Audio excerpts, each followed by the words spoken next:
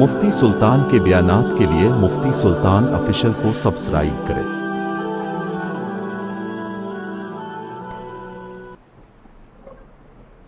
السلام علیکم۔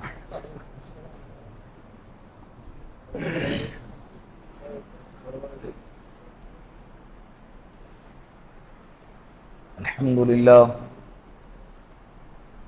للہ نحمده ونستعینه ونستغفره ونؤمن به ونتوکل علیہ ونعوذ باللہ من شرور انفسنا ومن سیئات اعمالنا من يهده الله فلا مضل له ومن يضلله فلا هادي له ونشهد أن لا إله إلا الله وحده لا شريك له ونشهد أن سيدنا وسندنا وحبيبنا ومولانا محمدا عبده ورسوله أما بعد فقد قال الله تبارك وتعالى في القرآن المجيد والفرقان الحميد فأعوذ بالله من الشيطان الرجيم بسم الله الرحمن الرحيم والذين يكنزون الذهب والفضة ولا ينفقونها في سبيل الله فبشرهم بعذاب أليم وجاء في الحديث وقال النبي صلى الله عليه وسلم بادروا بالصدقة فإن البلاء لا يتخطاها أو كما قال عليه الصلاة والسلام صدق الله المولانا العظيم وصدق رسوله النبي الكريم ونحن على ذلك من الشاهدين والشاكرين والحمد لله رب العالمین۔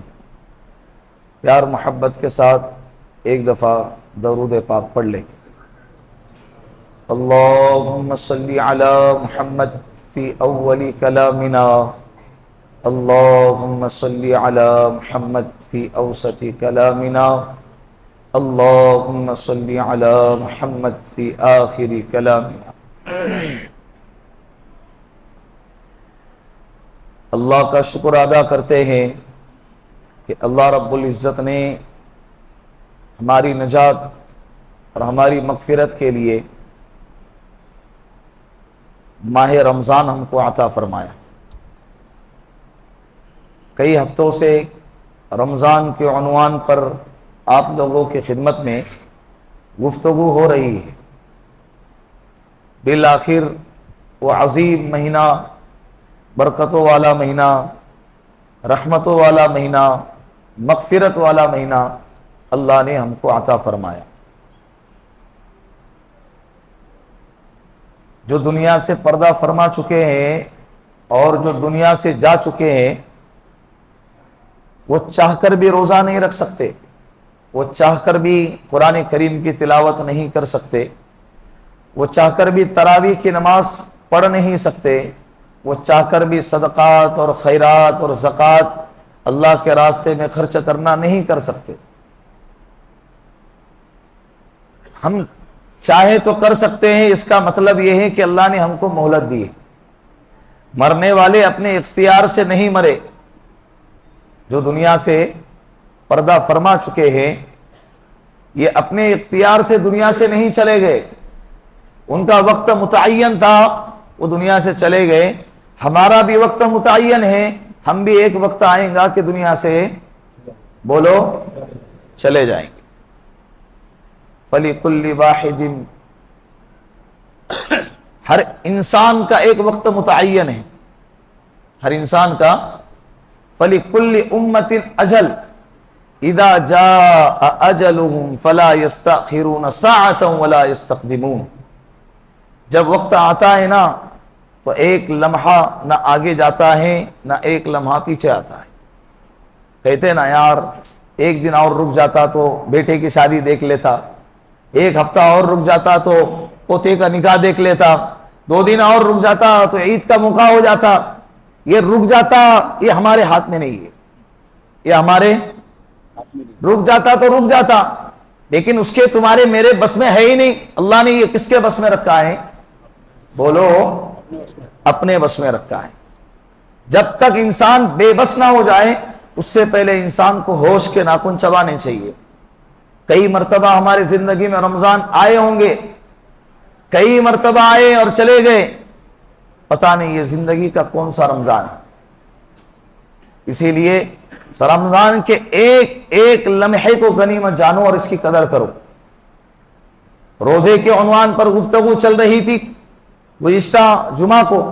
میں نے کہا تھا اللہ نے آپ کو صحت دی ہے, اللہ نے آپ کو تندرستی عطا فرمائی ہے, تو آپ کو چاہیے کہ روزہ رکھیں. اگر یہ زندگی اللہ کی عبادت میں, محبت میں, اللہ کو راضی کرنے میں اگر صرف نہ ہو تو کیا فائدہ اسی زندگی کا؟ بولو. پھر بھی بہت سارے لوگ ایسے نظر آتے ہیں جو رمضان المبارک کے اندر روزہ رکھتے ہیں, رات کی تراویح نہیں پڑھتے, رات کی تراویح پڑھتے ہیں, دن کا روزہ نہیں رکھتے. اللہ کے رسول نے فرمایا نا کہ اس امت پر دن میں روزے کو فرض کیا گیا اور رات کی عبادت کو نفل, اور رات کی عبادت تراویح کی نماز ہے. یہ رمضان ایک ہفتہ گزر گیا, دیکھتے دیکھتے یہ پہلا جمعہ آ گیا ہے. پھر ایک وقت آئیں گا کہ جمعہ الوداع پر گفتگو چل رہی ہوں گی, اور پھر جمعہ چلا گیا, رمضان چلا گیا, عید ہو گئی, پھر ہم اپنی زندگی کے معمول پر چل پڑے. یہ ایسی نورانیت, ایسا ماحول پھر پتہ نہیں زندگی میں دوبارہ آئے یا نہ آئے. ایسا ماحول کہ جس کے اندر نفل عبادت کا کرنا فرض کا درجہ رکھتا ہے اور فرض کی عبادت کا کرنا 70 فرضوں کا درجہ رکھتا ہے. لٹا دو اپنے جسم کو, لٹا دو, تھکا دو عبادت کے اندر, مال کو لٹا دو تاکہ یہ مال کل قیامت کے دن اللہ 700 گنا زیادہ بڑھا کر ہم کو لوٹا دے. یہ زندگی اللہ کی امانت, یہ مال اللہ کی امانت, یہ صحت اللہ کی امانت. ہمارا جو کچھ بھی دنیا کے اندر ہے یہ سب کا سب کس کا ہے؟ بولو, سب اللہ کا. ہمارا ایمان ہے نا اس پہ, پر ہم اس کا دعویٰ کر بھی نہیں سکتے یار. بھائی میرا بنگلہ, میری گاڑی, میری جائیداد, میری پراپرٹی, میرا خزانہ, میرا اکاؤنٹ, میرا بینک بیلنس, یہ میرا میرا کر رہا ہے نا. جس دن آنکھیں بند ہو جائیں گی تیرا کچھ بھی باقی نہیں رہے گا, تیرا کچھ بھی باقی نہیں رہے گا. جو کچھ بھی ہے بدن سے اکھاڑا جائے گا, نکالا جائے گا. عزت سے نکلا تو ٹھیک, ورنہ پھاڑ کے توڑ کے نکالا جائے گا, برہنہ کر دیا جائے گا, ننگا کر دیا جائے گا, پھر ایک پھڈے پہ لٹا کر تجھے نہلایا جائے. اتنا بے بس کہ تو خود سے غسل بھی نہیں کر سکتا, اتنا بے بس کہ تو اپنے اختیار سے لباس بھی نہیں پہن سکتا. ایک کفن جیسا لباس تجھے پہنایا جائے گا. اور اتنا بے بس کہ خود سے چل کر مسجد میں جنازے کی نماز تیری خود کی پڑھنے کے لیے نہیں آ سکتا, تجھے کندھوں پہ اٹھا کے لانا پڑے گا.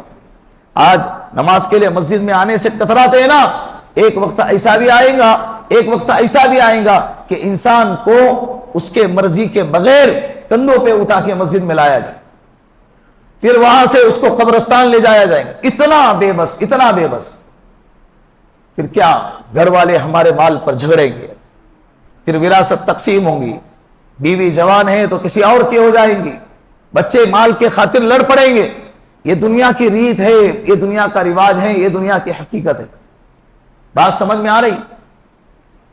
تو اللہ کے رسول نے فرمایا مال تو اس کا ہے جس نے کھایا, ختم کیا, پہنا پرانا کیا, اور کل قیامت کے دن آخرت میں اپنے لیے جمع کیا, آخرت میں اپنے لیے ذخیرہ کیا, جمع کیا. بے آخرت میں جمع کرنے کی شکلیں کیا ہیں؟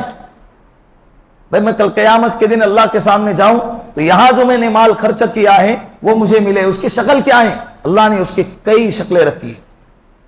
اسی لیے اللہ رب العزت نے کہا ہے ان اللہ اشترى من المؤمنین انفسهم واموالهم بان لهم الجنہ.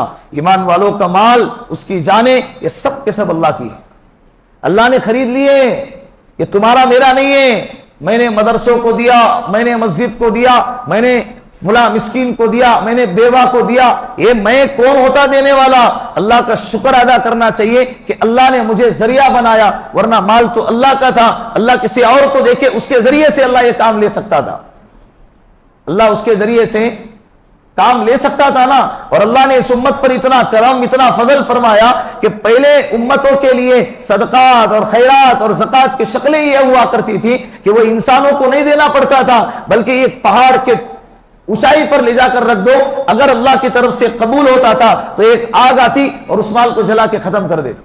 قرآن کریم میں اذ قربا قربانا فتقبل من احدهما ولم يتقبل من الاخر, حابل اور قابل کے قصے میں دونوں نے اللہ کے سامنے قربانی پیش کی. حابل نے بکری کا بچہ رکھا, قابل نے سڑا گلا اناج رکھا, گلہ رکھا. اللہ رب العزت نے حابل کے بکری کے بچے کو قبول فرمایا, ایک آگ آئی اور اس کو جلا کے ختم کر دیا. اور قابل کی قربانی قبول نہیں. یہ اس زمانے کی یہ زکات کی قبولیت کی علامت, صدقات کی قبولیت کی علامت ہوتی تھی. اللہ نے اس امت پر کتنا کرم فرمایا. تُؤْخَذُ مِنْ أَغْنِيَائِهِمْ وَتُرَدُّ إِلَىٰ فُقَرَائِهِمْ, مالداروں سے لینا ہے اور فقراء کو دینا ہے. ایسا ضائع ہونے کا ڈر نہیں ہے بھائی کہ میں میرا مال آگ میں پھینک دو, پانی میں. آج بھی کچھ لوگ ہیں جن کے عقائد ہیں کچھ روپے کے سکے پانی میں پھینک دو مرادیں پوری ہوں گی. ہم کو پھینکنے کا حکم ہی نہیں ہے. مال کی قدر کرو, عزت کرو, اور اس کو دینا ہی ہے, خرچ کرنا ہی ہے کسی غریبوں پر, کسی مسکینوں پر, کسی بیوہ پر, اور اللہ کے راستے میں اس کو خرچ کرو. نہیں دیں گے تو کل قیامت کے دن اس مال کی پوچھ ہوں گی. یہ نہیں کہ بھائی نہیں دیے تو کیا ہوگا, نقصان دونوں اعتبار سے ہیں, اور اگر دیں گے تو فائدے بھی دونوں اعتبار سے ہیں. نقصان کو بتاتا ہوں. نقصان سب سے پہلے یہ ہے کہ اللہ دنیاوی اعتبار سے نقصان یہ ہے کہ اللہ تمہارے مال کی حفاظت نہیں کرے گا, اس کی گارنٹی نہیں رہے گی. آج پالیسی لیتے نا, دنیا والوں کو اپنی گاڑی کی گارنٹی دے دیتے, تمہاری گاڑی کی گارنٹی, ہم کچھ ہوا تو ہم خرچہ اٹھائیں گے, لوگ بھروسہ کر لیتے. اللہ یہاں گارنٹی لے رہے ہیں, اگر تم نے اپنے مال کا صدقہ نکالا, زکات نکالی, اللہ کے راستے میں خرچ کیا, بقیہ مال کی حفاظت کی گارنٹی اللہ کہہ رہے ہیں ہماری. دوسرے نمبر پہ اللہ کے رسول نے فرمایا بادروا بالصدقہ فإن البلاء لا يتخطى, صدقات اور خیرات اور زکات کے دینے میں جلدی کرنا چاہیے, اس لیے کہ مصیبتیں اور صدقے دونوں ساتھ ساتھ چلتے ہیں. صدقہ پہلے پہنچتا ہے, مصیبت کو قریب آنے نہیں دیتا. یہ اللہ کے رسول صلی اللہ علیہ وسلم کے الفاظ مبارک. تو مصیبتیں نہیں آتی ہیں, بیماریاں نہیں آتی ہیں, تکلیفیں نہیں آتی ہیں. تیسرا فائدہ اللہ کے رسول صلی اللہ علیہ وسلم نے فرمایا مال میں اللہ برکت عطا فرماتے ہیں. مال میں اللہ 1,00,000 پہ 2,500 روپے زکات نکالی, یا اسی طرح 10,000 روپے 1,000 روپے اللہ کے راستے میں دے دیے. صدقات کے دینے کی کوئی لیمٹ نہیں ہے. زکات کی حد کم سے کم بتلائی ہے, زیادہ کتنا بھی دے سکتے ہیں, کم سے کم لیمٹ بتلائی ہے. صدقات کی نہ کم کی لیمٹ ہے نہ زیادہ کی لیمٹ ہے. صدقہ ایک واجبہ بھی ہوتا ہے اور ایک نافلہ بھی ہوتا ہے. صدقہ واجبہ کو زکات کہتے ہیں, صدقہ نافلہ کو جو زکات کے علاوہ ہے اپنے مرضی سے جب چاہے جتنا چاہے اور جس کو چاہے اس کو دے سکتا ہے. لیکن زکات کے لیے اس کے شرائط باندھے گئے ہیں, جتنا چاہے نہیں, جس کو چاہے نہیں. شریعت نے جتنا کہا ہے اتنا ہی نکالنا ہے, زیادہ نکال سکتے کم نہیں. اور جس کو دینے کو کہا ہے اسی کو دینا ہے, اپنے مرضی سے کسی کو بھی دینا. ورنہ بعض لوگ رہتا ہے نا, شوہر بیوی کو زکات دے رہا ہے, بیوی شوہر کو زکات دے رہی ہے. ورنہ ایک گھر کے اندر ایک واقعہ ایسا بھی آیا کہ پورا گھرانہ سید تھا, اس کے اندر ایک بہو آئی تھی شیخ گھرانے کی. اب وہ ساس پوچھ رہی ہے کہ بھائی میری بہو کیا ہے, شیخ گھرانے کی, اگر میں میری بہو کو زکات دے دوں تو چلے گا, مطلب گھر کے گھر میں چوا پھرا رہے. گھر کے یہ جائز نہیں ہے. یہ مسئلہ کیا ہے, تو زکات کے اعتبار سے شریعت نے پابند بنایا ہے, کس کو دینا ہے, کتنا دینا ہے, کب دینا ہے. کب دینے کی بھی قید بتلائی ہے. سال کا پورا ہونا ضروری ہے, سال پورا ہو گیا تو اب دینا ضروری ہے. دنیاوی اعتبار سے تو اللہ باقی مال کی حفاظت کرتا ہے, مصیبت کو قریب آنے نہیں دیتا. اور اللہ کے رسول صلی اللہ علیہ وسلم نے فرمایا یہ رب کو راضی کرنے کا سب سے بڑا ذریعہ ہے, اور انسان بری موت سے بچتا ہے جو انسان کثرت سے اللہ کے راستے میں خرچہ کرتا ہے. مسجدوں پہ, مدرسوں پہ, فقیروں پہ, مسکینوں پہ, بیواؤں پہ, جتنا جب بھی ضرورت اور تقاضے آتے ہیں اپنے مال کو لٹا دیتا ہے. ایسا بندہ بری موت سے کیا ہوتا ہے, بولو, بچتا ہے. یہ اللہ کے رسول صلی اللہ علیہ وسلم نے فرمایا. کتنا بڑا فائدہ. اور انسان کے دل کو سکون تو ویسے ہی بھی ملتا ہے. آخرت کا نقصان کیا ہے, آخرت کا نقصان یہ ہے والذین یکنزون الذهب والفضة ولا ينفقونها في سبيل الله فبشرهم بعذاب علیم. جو بندہ اللہ کے راستے میں مال خرچ نہیں کرتا، قرآن کہتا ہے ایسے لوگوں کو جہنم کی عذاب کی خوشخبری سنا دو. عذاب کی خوشخبری، یہ اس کے عذاب کو بڑھانے کے لیے جملہ استعمال کیا گیا ہے. جب بول دے کیسا لگا، اچھا لگا، حالانکہ اچھا نہیں لگتا، وہ برا لگا ہوا ہوتا ہے، لیکن جملہ استعمال کر رہے اچھا لگانا. وہ اچھا لگانا یہ انسان کے تکلیف کو اور بڑھا دیتا ہے.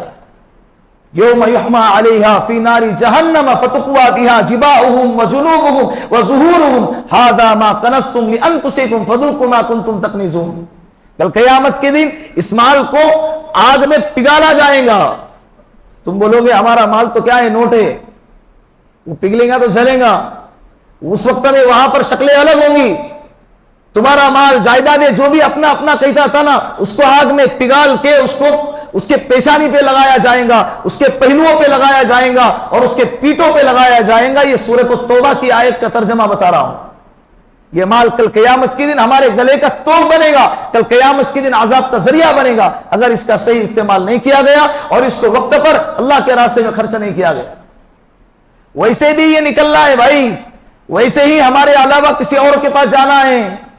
ہمیں مال کی جتنی ضرورت ہے اللہ ہم کو عطا کر رہے ہیں، اور جو مال ہم دے رہے ہیں نا، یہ سمجھ کے لوگوں پر تقسیم کرنا چاہیے کہ یہ مال میرا نہیں، یہ اللہ کا ہے، اللہ نے مجھ سے کام لیا اس لیے میں دے رہا ہوں. اللہ اگر چاہتے اور یہ حکم دیتے کہ جتنا ہے سب لٹا دو، ہم اس کے مکلف ہوتے. آنکھ جب سے کھولی ہے، عبادات، معاملات، معاشرت اور شریعت کے جتنے بھی احکام ہیں، آپ بتاؤ کون سا ایسا حکم ہے جس کے بارے میں ہمیں یہ اجازت ہے کہ تم اس حکم کو بدل سکتے ہیں؟ میں قربانی نہیں کروں گا، میں زکوٰۃ نہیں دوں گا، میں فجر کی نماز نہیں پڑھوں گا، میں 4 رکعت پڑھوں گا، اور میرے پاس مال ہے پھر بھی میں زکوٰۃ نہیں دوں گا، میں روزہ نہیں رکھوں گا، صحت مند ہوں. ایسا کوئی کہہ سکتا ہے؟ اللہ نے کہا تو کرنا ہے، بات ختم ہو گئی. تو اللہ اگر کہہ دیتے کہ تمہارے مال کا جتنا ہے سب کے سب میرے راستے میں لٹا دو، ہمیں چوچرا کرنے کی کوئی اجازت نہ ہوتی. لیکن اللہ کا بڑا کرم، فرض عبادت میں، فرض زکوٰۃ کے اندر اللہ رب العزت نے 40واں حصہ نکالنے کا حکم دیا ہے. کتنا حصہ؟ 40واں حصہ. 40 روپے ہے تو 1 روپیہ، 80 روپے ہے تو 2 روپے، 1 لاکھ ہے تو 2.5 روپے. کتنا آسان. 1 لاکھ ہے تو 2,500 روپے. کتنا آسان ہے. باقی کے 97,500 ہمارے. انسان 2,500 کے نکلنے پہ غم کرتا ہے، 97,500 روپے اس کے پاس رہنے پر خوشی نہیں مناتا. اللہ اس 2,500 کے برکت سے اسے 700 گنا اخلاص کا تڑکا جتنا زیادہ ہوگا مال کے اندر، کل قیامت کے دن ثواب میں اضافہ اتنا زیادہ ہوگا. اللہ لوٹائیں گے. اور یہ میرا اپنا ذاتی تجربہ بھی ہے کہ جو بندہ اللہ کے راستے میں مال لٹاتا ہے، جو بندہ اللہ کے راستے میں مال خرچ کرتا ہے، اللہ اس کے مال کو کبھی کم نہیں ہونے دیتے. ہر سال زکوٰۃ نکالنے والے اپنے زکوٰۃ کو پچھلے سال کے مقابلے میں زیادہ ہی نکالتے. صدقہ دینے والا ہر مرتبہ، کئی ایسے میرے تعلقات میں نوجوان ہیں جو الحمدللہ اپنے مال کا 10واں حصہ ہر مہینے اللہ کے راستے میں نکالتے. وہ فی سبیل اللہ پاکیزہ مال ہے. بعض لوگ پوچھتے نا بھائی مسجد کے لیے کون سا مال استعمال کریں؟ اللہ نے آپ کو جو مال دیا ہے، زکوٰۃ والا مال مسجد کے لیے نہیں چلتا، صدقے والا مال مسجد کے لیے نہیں چلتا. ہاں مسجد کو اگر دینا ہے اور دینا ہی چاہیے. یہ اسلامی حکومت نہیں ہے ہماری کہ یہاں پر حکومت کی طرف سے بیت المال سے مال وظیفہ آئے گا اور پیسہ آئے گا اور مسجدوں کی تعمیر ہوں گی، جیسا کہ گلف کنٹری کے اندر حکومت کی طرف سے مسجد کی تعمیر کے لیے خرچہ اٹھایا جاتا ہے. ہمارے علاقے کے اندر اس پر بھی اللہ کا شکر ادا کرنا چاہیے کہ اللہ نے اپنے گھر کے تعمیر کے لیے ہمارے جیسے ناکارہ لوگوں کے مال کو قبول کرنے کا حکم دیا ہے. کتنی اچھی بات ہے. اور ایسے دور کے اندر جس دور میں مساجد کو توڑنے کی سازش کی جا رہی ہے، مساجد کو نشانہ بنایا جا رہا ہے، ایسے وقت کے اندر مسجدوں کو تعمیر کرنا، مسجدوں کو آباد کرنا، مسجدوں کو بنانا، یہ ہمارے لیے بڑی سعادت کی بات ہے. اور یہ کریں گے انشاءاللہ ہم. اور امت مسلمہ قیامت تک کبھی بھی اس قدم سے پیچھے نہیں ہٹیں گی. دشمنان اسلام کو ہم یہ پیغام دیتے ہیں اللہ کے فضل و کرم سے کہ تم جتنے بھی مسجدیں توڑو گے اللہ انشاءاللہ ہم سے اس سے زیادہ بنوائیں گے. اور بنوا کے بتائیں اللہ رب العزت نے. ہم کون ہوتے بھائی؟ اللہ نے جس کو قبول کیا، کتنے کروڑ پتی اس مجمع میں ایسے بیٹھے ہوں گے، کروڑ پتی بیٹھے ہوں گے، لیکن اللہ جس سے چاہتے اللہ اسی سے کام لیتے. اور ہے ایسے اللہ کی محبت میں لٹانے والے مسجدوں کی تعمیر میں خرچہ کرنے والے، مدارس کو دینے والے، بیواؤں کو اور مسکینوں کو اور یتیموں پر خرچہ کرنے والے ہیں، جان جان کر مال لٹانے والے ایسے بھی لوگ ہیں۔ بعض لوگ ایسے بھی ہوتے ہیں جن کے پاس مال تو ہے لیکن لٹانے کے لیے ان کے پاس کوئی ذریعہ نہیں ہے، کس کے پاس خرچہ کریں، کون ہے اسے معلوم نہیں، وقت نہیں ہے یا سوسائٹی کے اندر اٹھنا بیٹھنا نہیں ہے۔ ایسے لوگوں کے لیے بھی الحمدللہ کئی ایسے تقاضے سامنے آتے ہیں جس پر آپ کو اعتماد ہے، جس پر آپ کو بھروسہ ہے، آپ اس پر بھروسہ کر کے اپنے مال کو لگا دیں۔ رمضان کا مہینہ ہے، جتنا لگائیں گے اللہ مال بڑھائیں گے۔ اللہ کیا کرے گا؟ بولو، مال کو اللہ بڑھائے گا۔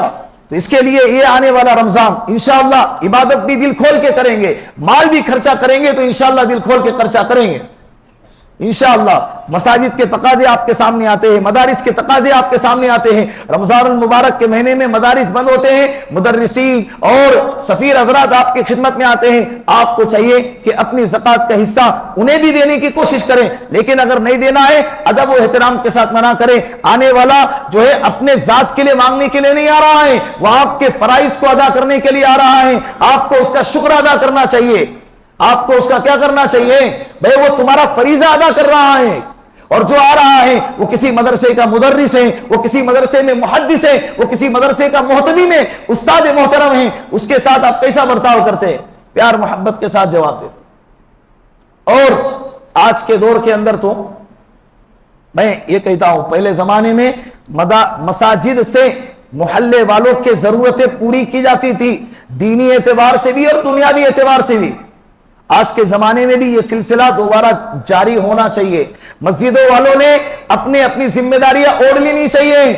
اپنے محلے میں کئی تقاضے ہوتے ہیں، زکوٰۃ جا رہی ہے 1000 کلومیٹر دور اور اس کا مستحق محلے کے بالکل پڑوس کے اندر، مسجد کے پڑوس کے اندر، مکان کے اندر اس کا مستحق پڑا ہے، وہ پیاسا ہے، وہ بھوکا ہے، اور عید کے موقع پر اس کے سر پہ ہاتھ رکھنے والا اس کا شوہر نہیں ہے، اس کی ضرورتیں پورے کرنے والا اس کا کوئی ذمہ دار نہیں ہے۔ تو ایسے وقت میں مسجدوں کے ذمہ داروں کو چاہیے کہ وہ کیا کرے؟ ان کی گھر کی کفالت کرے۔ میں اللہ کا شکر ادا کرتا ہوں، اس مسجد کے اندر الحمدللہ کئی سالوں سے یہ نظام جاری ہے، کئی سالوں سے یہ نظام جاری ہے کہ لوگوں کی زکوٰۃ آتی ہے اور ان زکوٰۃوں کو ان کے مصرف تک، ان کے مستحق تک اس کو خرچ کیا جاتا ہے۔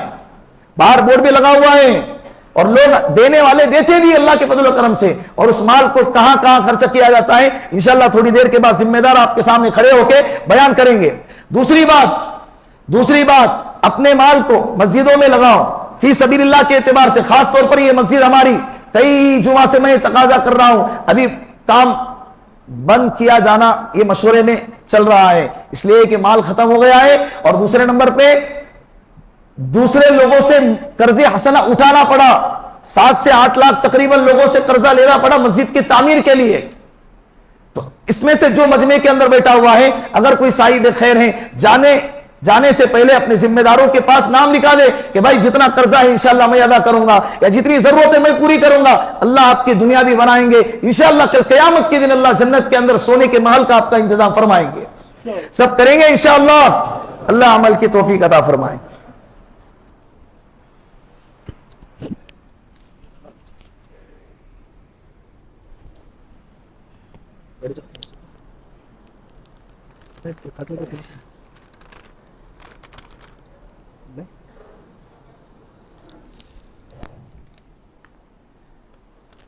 الحمدللہ بھائی، یہ جامع مسجد کی کارگزاری ہے جو ہم تقریباً 3-4 سال سے اس چیز کو انجام دے رہے ہیں۔ حالانکہ یہ سلسلہ ہمارا نہیں تھا، لیکن لاک ڈاؤن کے ذریعے سے اللہ نے ہم کو یہ سمجھا دیا، اس طریقے سے بھی کام کیا جاتا ہے۔ اور اکثر بندے اس مراحل سے گزر چکے ہیں۔ لاک ڈاؤن کے اندر میں ہم نے دیکھا کہ کیسے نفسا نفسی کا عالم تھا، ہر کوئی پریشان تھا۔ اس وقت لوگوں نے کئی ساری زکوٰۃ اپنی مسجدوں کے اندر میں لا کے جمع کیے، اور اس ذریعے سے ہم نے کئی لوگوں تک کے جو ہے ان کی مدد پہنچانے کی کوشش کی ہے، راشن کے ذریعے سے، بیماروں کے علاج کے ذریعے سے۔ تو میں ابھی جو کارگزاری سنا رہا ہوں یہ پچھلے سال کی کارگزاری ہے 2024 کی، جس کے اندر میں زکوٰۃ، فطرہ اور صدقہ تقریباً 4,17,800 روپے ہمارے پاس جمع ہو گئے۔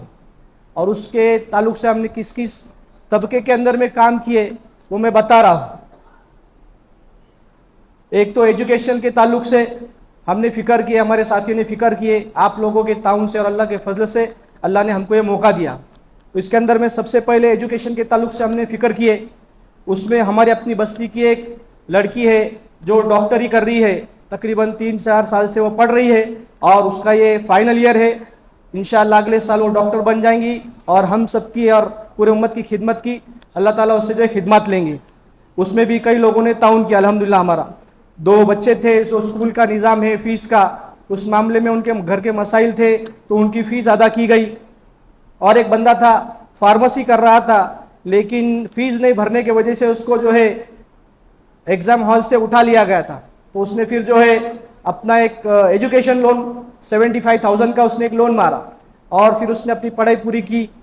تو پھر ہمارے ایک ساتھی سے میں نے کہا تو پھر 75,000 ہمارے اس ساتھی نے جو ہے اس کے ادا کیے اور قرض کے بوجھ سے اس کو جو ہے خالی کرایا. اس طریقے سے جو ایجوکیشن کے تعلق سے بھی ہمارے مسجد نے کام کیا ہے. اسی طرح ہمارے کچھ بستی کی بیوائے ضرورت مند مسکین لوگوں کو راشن اور کچھ کیش کے ذریعے سے تعاون کیا گیا. اس کے اندر میں تقریباً 30 کٹ بنائے گئے تھے. ضرورت کے راشن پانی کا جو سامان ہوتا ہے، ضرورت کا سامان ہوتا ہے، 2,000 روپے کی ایک کٹ تھی اور 2,000 روپے کیش. اس طریقے سے 30 مکانوں کے اندر میں ہمارے بستی علاقے کے اطراف کے اندر میں ہم نے کام کرنے کی کوشش کی، ضرورت مندوں تک جو ہے راشن پہنچایا. تقریباً اس کے اندر میں 1,20,000 کا خرچہ ہوا. اسی طرح سے سب سے اہم مسئلہ جو آتا ہے بیماروں کا آتا ہے، اور بیماری اتنی بڑی بڑی بیماری ہے کہ اس کے خرچے بھی لاکھوں سے ہیں. اس کے اندر میں جو ہے کیمو تھیریپی ہے، کینسر ہے، ڈائلیسس ہے، MRI ہے، کسی کے بائی پاس ہے، کسی کا اوپن ہارٹ سرجری ہے. ایسے بڑے بڑے جو ہے بیماریاں لگی ہوئی ہے. گھر والوں کی استعداد نہیں ہے کہ اتنا خرچہ کرا جا سکے اور ہم بھی کسی ایک کا خرچہ پورا نہیں کر سکتے. تو جیسے اللہ نے ہم کو استعداد دی، تقریباً 18 سے 20 پیشنٹ کا ہم نے یہاں سے جو ہے 2.25 لاکھ روپے دے کے جو ہے تعاون کیا، جس میں صرف بعض جگہ جو ہے کچھ چیزیں فری میں بھی ہو جاتی ہے لیکن اس کے باوجود بھی گھر کے روزانہ کے اخراجات ہوتے ہیں، ان کو دوا خانے لے جانا ہے، لانا ہے، دوائیاں ہے، یہ بہت سارے خرچے ہوتے ہیں. تو اس طرح 18 پیشنٹس کی جو ہے یہ 2.25 لاکھ روپے دے کر جو ہے تعاون کیا گیا.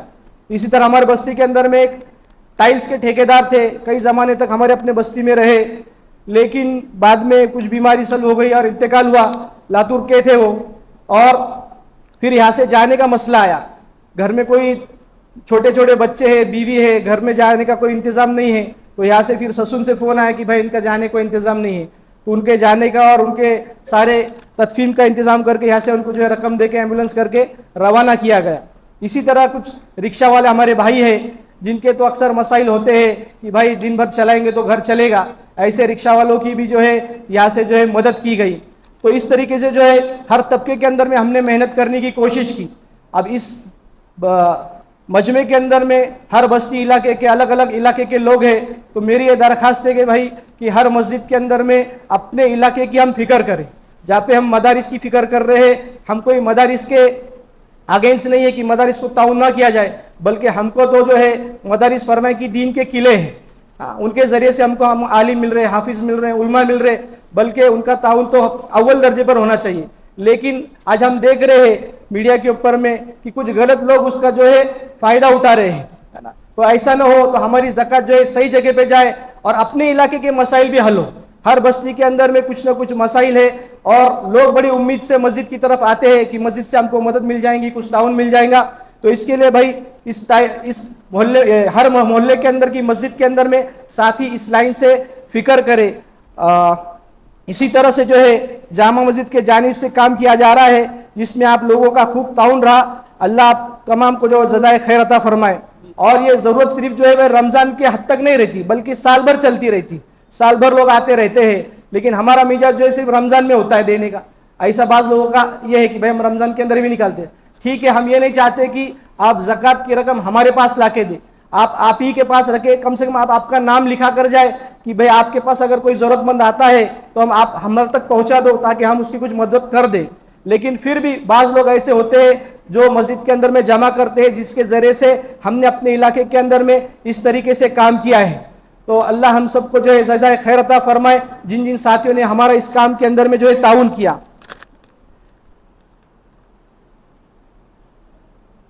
اور ایک بھائی مدارس کے تعلق سے بہت سارے مسائل آتے ہیں، ہم بھی اتنا یعنی ڈیٹیکٹ نہیں کر پاتے. تو سب سے پہلے ہم جاتے وقت جو بھی تعاون کر رہے ہیں، ہم جو تعاون کر رہے ہیں اسکینر کے اوپر میں، تو اس اسکینر کو جو ہے ہم چیک کریں کہ کس کے نام پہ ہے، پیسے کس کے نام پہ جا رہے ہیں، مدارس کا نام ہے یا پرسنل अकाउंट पे जा रहे हैं, तो ये हमारी अपनी जिम्मेदारी है। जैसे नमाज फर्ज है तो उसके पूरा करने के लिए जितने फराइज है हम उसको देखते हैं, उसी तरह ज़कात भी फर्ज है, तो उसको अदा करने के लिए भी सारी तहकीक ज़रूरी है। अब हम भी 5-10 मिनट के अंदर में क्या तहकीक करेंगे, जितना हम हमारे बस में हम करते हैं। लेकिन आपसे भी हमारी दरख्वास्त है, आप मदारिस का ताउन खुलेआम करें, लेकिन उसमें तहकीक करें और उसमें अपना जो है हकीकत के एतबार से हमारी ज़कात कहाँ जा रही है उसका हम ख्याल रखें। और अपने बस्ती इलाका के ताल्लुक से हम फिक्र करें। हमारे ज़िम्मेदार हजरत बाहर मौजूद होंगे, जिन भाइयों को भी अपनी ज़कात जमा करानी है या नाम लिखाना है, हम ये नहीं कह रहे कि हमारे पास ही जमा कराओ, बल्कि आप नाम लिखा के जाओ। कोई ज़रूरतमंद अगर हमारे पास आता है तो हम आप तक पहुँचेंगे इंशाल्लाह। इनका आप ताउन करेंगे इंशाल्लाह। अल्लाह ताला हमको जो है अमल की तौफीक अता फरमाए। ये छोटी सी ये साल भर की कारगुजारी थी, इस लाइन से काम किया गया। जिन साथियों की सुन्नतें बची हुई सुन्नतें पढ़ ली।